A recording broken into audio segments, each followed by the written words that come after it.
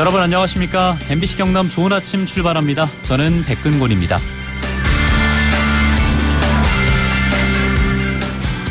코로나19 장기화의 어려움을 극복하기 위해 이번 2차 재난지원금은 피해 맞춤형 지원으로 추진되고 있습니다. 정부가 이렇게 선별지급으로 가닥을 잡자 각 지자체가 독자적으로 보편적 재난지원금을 지급하는 사례도 늘고 있는데요. 경남에서는 양산시가 모든 시민에게 1인당 5만 원의 재난지원금을 지급하기로 했고 거제시도 모든 시민에게 1인당 5만 원씩 재난지원금을 주기로 했습니다. 각 지자체가 이렇게 나서는 이유는 정부의 재정 투입만으론 지역경제 회복에 속도를 내기 어렵다는 판단에서인데요. 특히 재난지원금이 대부분 지역화폐로 지급되면서 지역경제 활성화에 큰 힘이 될 수 있다는 논리입니다. 다만 지자체별로 지급되면서 지역마다 형평성과 차별 논란도 존재하는데요. 이런 논란과 코로나19 위기를 극복해가는 과정에서 단 한 사람도 좌절, 포기하지 않도록 정부와 지자체의 현명하고 신속한 대처가 필요해 보입니다. 네, 오늘 좋은 아침에서는요. 한동안 정치권을 들썩이게 만들었던 행정수도 이전 문제를 지역 균형 발전 차원에서 어떻게 봐야 할지 한번 짚어보겠습니다. 또 우리 지역의 노동계 현안을 짚어보는 시간도 준비했습니다. 화요일 아침 8시 31분 51초 지나고 있습니다. 경남의 교통 상황 알아보죠. 대유리 리포터. 네, 화요일 출근길 곳곳이 분주한 가운데 지금 창원터널 이용해 장유에서 창원 쪽 향하신다면 마음의 여유 충분히 갖고 이동하셔야겠습니다. 앞서 약 1시간 전 터널 입구 부근 2차로에 고장난 화물차가 발생했고요. 여전히 2차로에서 처리 중입니다. 이 처리 시간이 길어지면서 무게 지하차도부터 정체 이어지고 있는데요. 이 때문에 지금 불모산 터널로 우회하는 차량도 많습니다. 불모산 터널 창원 방향은 상점 교차로 부근으로 밀린다는 점 참고하시기 바랍니다. 창원터널 장유 쪽은 교통량이 많아 터널 이전부터 지체되고 있고요. 안민터널 성산구로 향하는 길 역시나 터널 전부터 서행하고 있습니다. 봉량로 신촌광장에서 봉화밀 삼거리 방향 속도가 떨어져 있고 3호로는 석전 지하차도에서 서마산 아대목 사거리 방향으로 지체되고 있습니다. 진주 시내는 대진로 선악사거리에서 공단광장 쪽으로 서행 중이고요. 동진로는 시청사거리에서 진양교 쪽으로 정체 빚어지고 있습니다. 지금까지 교통정보였습니다. 네, 배유리 리포터 고맙습니다. MBC 경남 좋은 아침에서는 여러분의 문자를 기다리고 있습니다. 다양한 의견을 문자로 주시면 꼭 함께 나누겠습니다. 샵 2244번, 샵 2244로 문자 주시면 되는데요. 짧은 문자는 50원, 긴 문자는 100원의 문자 이용료가 있습니다. 추첨을 통해서 소정의 선물도 드릴게요. 저희는 잠시 광고 듣고 돌아오겠습니다.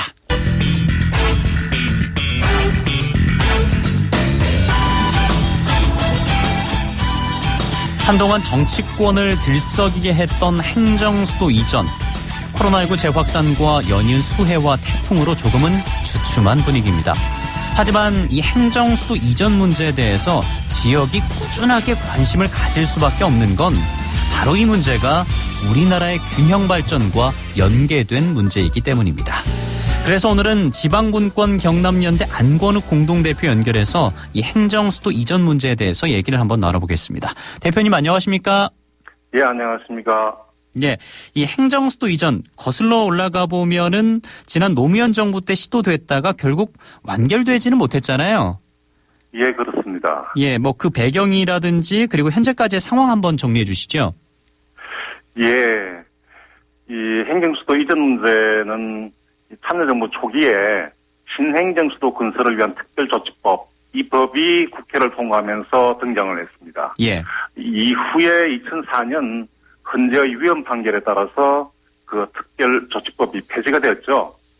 예, 그리고 새로이 입안된 법이 행정중심복합도시 건설특별법인데 예. 이 법에 의해서 세종시가 설치가 되었습니다. 그리고 뭐 최근 행정수도 이전 논의가 재점화가 됐죠, 그죠? 예. 그런데 이 재점화된 그 배경은 크게 한 두 가지로 요약을 할 수 있을 것 같습니다. 예. 그 하나는 수도권 지역의 과밀로 인한 폐해. 예. 그리고 다른 하나는 비수도권 지역의 과소로 인한 폐해. 이 두 가지로 요약을 할 수가 있는데 특히나 비수도권 지역의 폐해가 오늘날에 와서는 날이 갈수록 심화되면서 재점화된 것으로 볼 수가 있습니다. 예.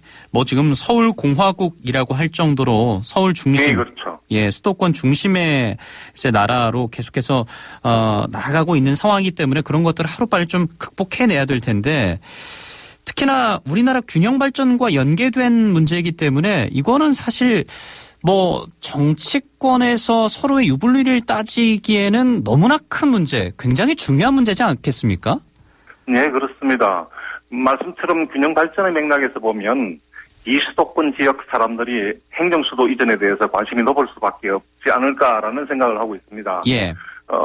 왜냐하면 관밀한 수도권이 비수도권 지역의 젊은 청년 또는 뭐 유능한 인재는 물론이고 주요 물적 자원들을 수도권 지역으로 흡수하는 블랙홀 현상이 아주 심각하기 때문이 아니겠습니까? 예. 이러한 수도권의 블랙홀 현상이 최근 고도로 심화되면서 이 수도권 지역 소멸 문제가 사회 문제의 쟁점이 되어 있는 상황입니다.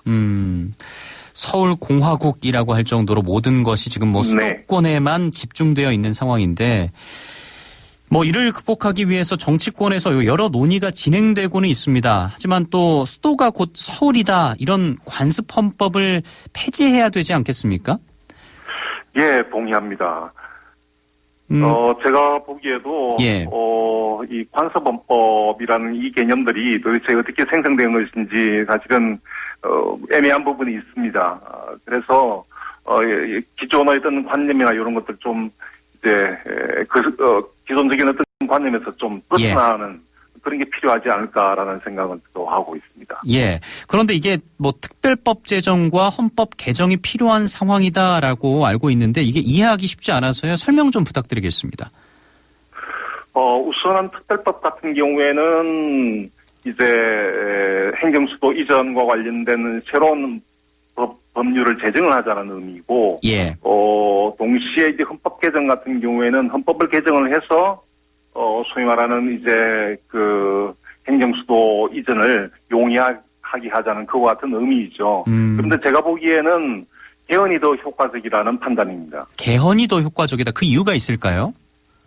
예, 그 이유는 제가 조금 다음 이야기를 하는 과정에서 말씀을 드리고자 합니다. 예, 알겠습니다. 예. 자, 그러면 지역 균형 발전을 위해서 앞으로 좀 어떤 노력들이 필요하다라고 생각을 하십니까? 예, 진정한 지역 균형 발전을 위한 어떤 노력이나 과제라면 예. 우선적으로 개헌을 해야 한다라는 생각입니다. 앞서 말씀드렸던 설명의 말씀도 이렇게 이어서 드리도록 하겠습니다. 특히나 이 개헌은 지역 대표형 상원을 도입하기 위한 개헌이어야 한다라는 생각을 저는 하고 있습니다. 왜냐하면 우리의 현 정치 시스템 하에서는 어떤 누구도 어떤 집권 정당도 진정한 균형 발전을 이룰 수 없다는 그와 같은 판단을 했습니다. 예. 조금 더 구체적으로 말씀을 드리면 우리 정치 시스템은 한마디로 수도권 친화적 정치 시스템이다. 이는 우리 정치 시스템이 인구 비례에 의해 민주적 정당성을 확보하고 있는데, 예. 그런데 수도권 지역 인구가 최근 비수도권 지역 인구를 초과하고 있습니다.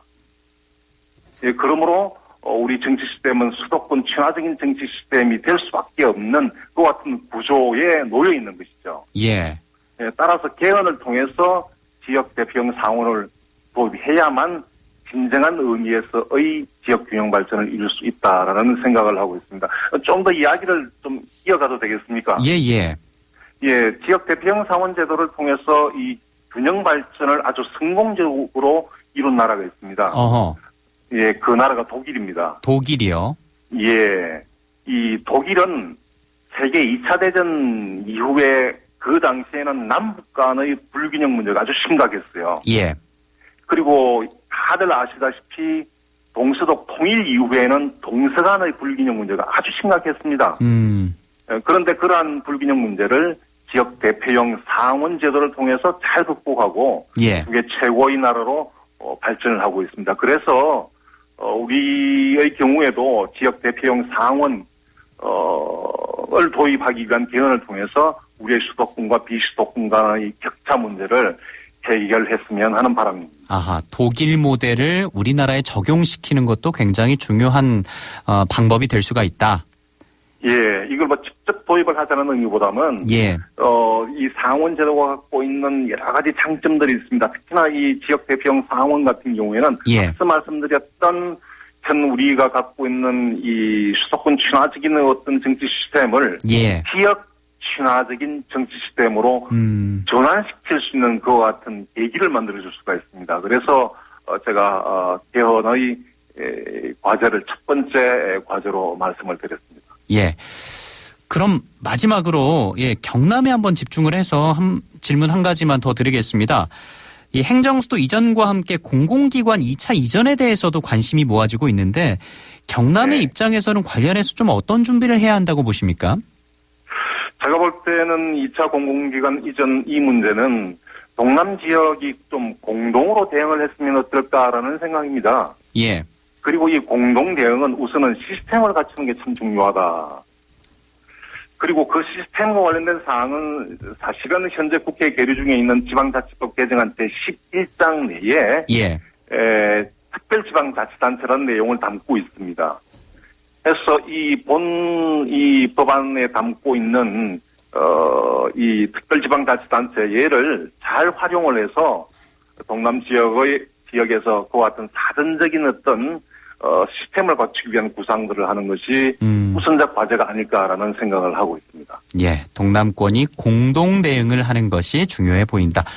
네. 오늘 말씀 여기서 마무리를 하겠습니다. 이 문제는 뭐 굉장히 중요한 문제고 앞으로도 계속될 문제이기 때문에 다음에도 또 한번 좋은 말씀 부탁드리겠습니다. 네, 감사합니다. 예, 지금까지 지방분권 경남연대 안권욱 공동대표였습니다.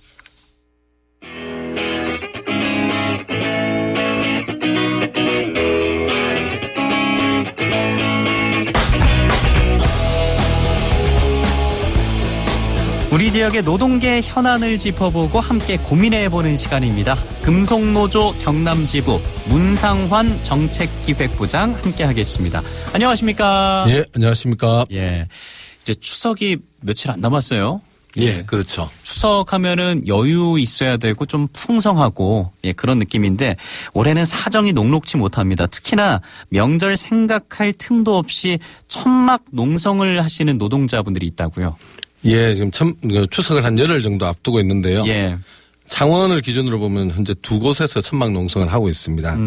먼저 수출 자유지역 내에 한국 산캔이라는 사업장, 노동조합 이름으로 보면 금속노조 경남지부 한국 산년지회입니다. 예. 이곳이 2021년 1월에 폐업하겠다고 하면서 노동자들이 폐업에 맞서서 천막 농성을 이어오고 있고요. 그 외에는 어딘가요? 예. 한국 GM 창원 공장 내에 보면 예.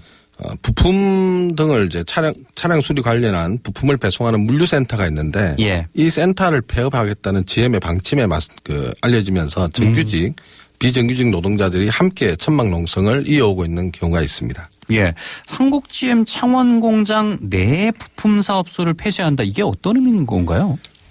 창원 이제 한국 GM이 전국에 보면 이제 제주, 세종, 창원 이렇게 물류센터를 가지고 있다고 합니다. 예. 그 중에 한국 GM이 제주와 창원에 물류센터를 폐쇄하겠다는 방침이 알려지면서 그곳에서 일하는 노동자들이 농성을 하고 있는 겁니다. 예. 이곳에서 앞서 정규직 분들과 비정규직 노동자가 같이 농성을 하고 있다 이렇게 언급을 해 주셨어요? 예. 예. 그런 광경도 사실은 뭐랄까요? 막 익숙하지는 않은 것 같아요. 보기 드문 사례죠. 예. 사실은 정규직만 농성을 하거나 비정규직만 농성하는 경우가 많은데 한국 GM 물류센터는 정규직, 비정규직 노동자들이 함께 농성을 하고 있습니다. 예. 이게 7월 21일부터 굉장히 오랜 시간 농성이 진행되고 있습니다. 좀 추석 전에는 마무리가 잘 될 수 있기를 바라보겠습니다.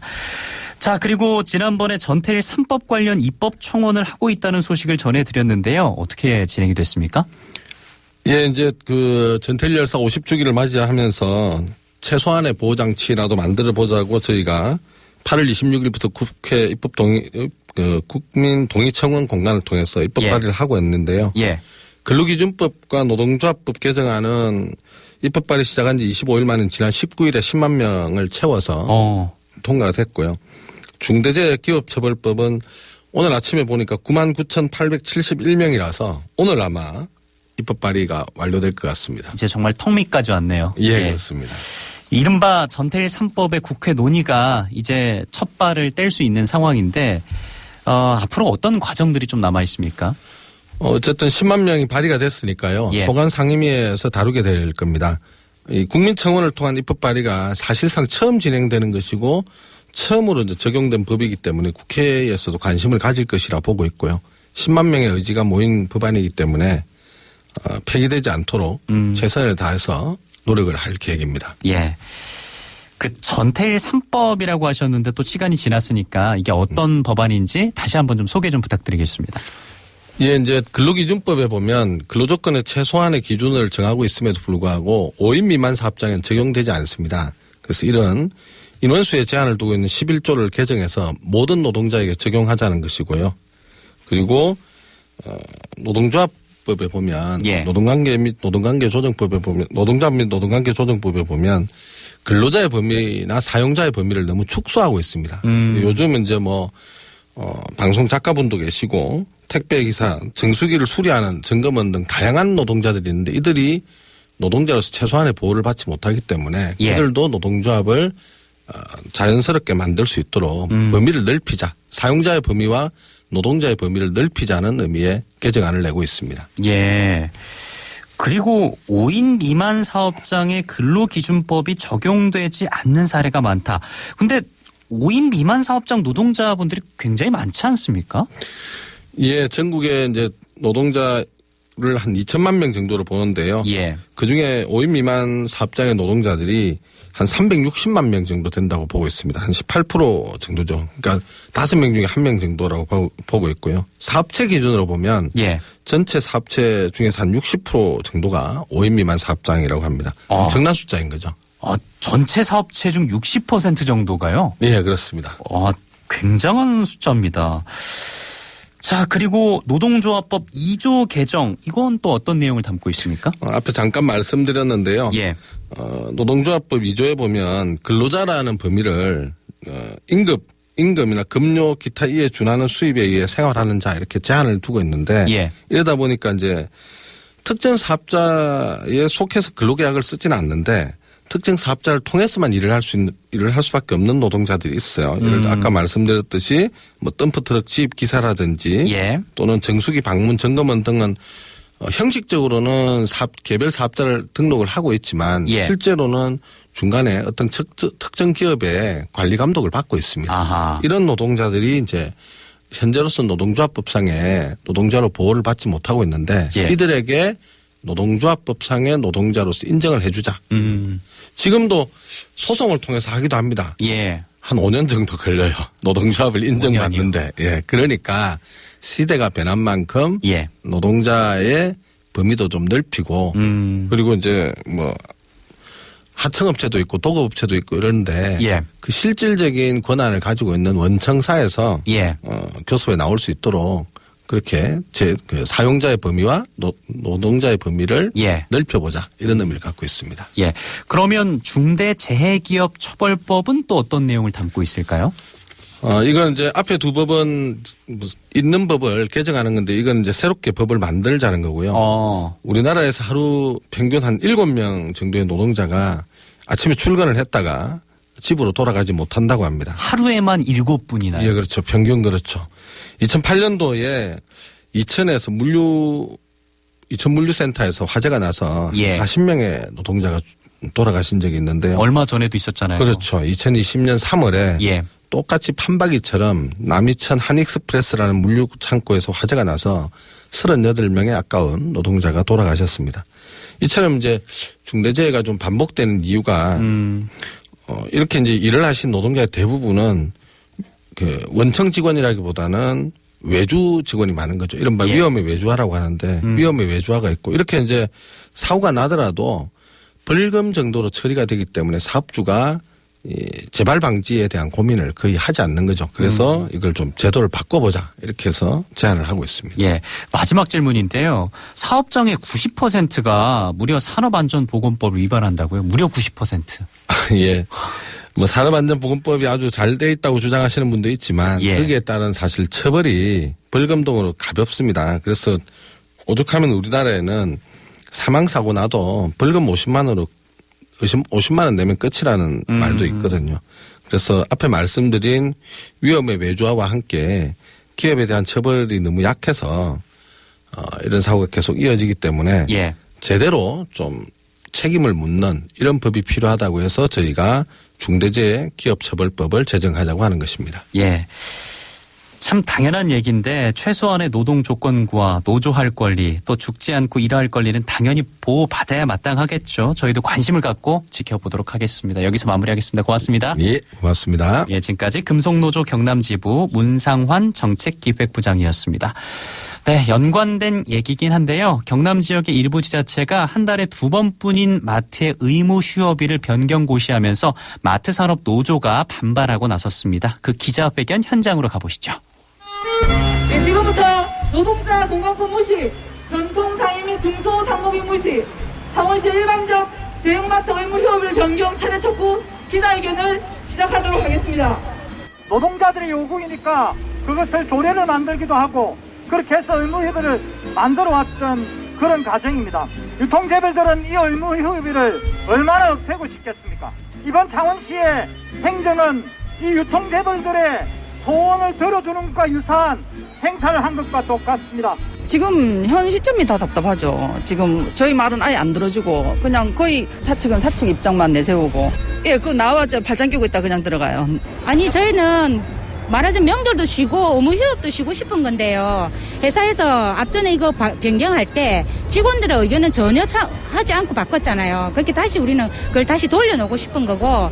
저는 서비스연맹 마트산업노동조합 경남본부 본부장 박지미입니다. 이제 마트는 주말에 쉴 수 있는 인원이 정말 작아요. 근데 의무휴업이 생기고 나서는 일요일 2번은 정말 자유롭게 쉴 수 있는 거거든요. 근데 이거를 매번 명절 때마다 의무휴업일 하나를 빼서 계속해서 의무휴업일을 명절과 바꾸다 보니 의무휴업이 오롯이 지켜지지 않으면 명절 당일의 휴무는 꿈도 못 꾸겠다. 이번에는 정말로 이게 간행이 되지 않게 답변도 받기 위해서 또 방문도 하려고 합니다. 여기 저희들 이제 항의서내가지고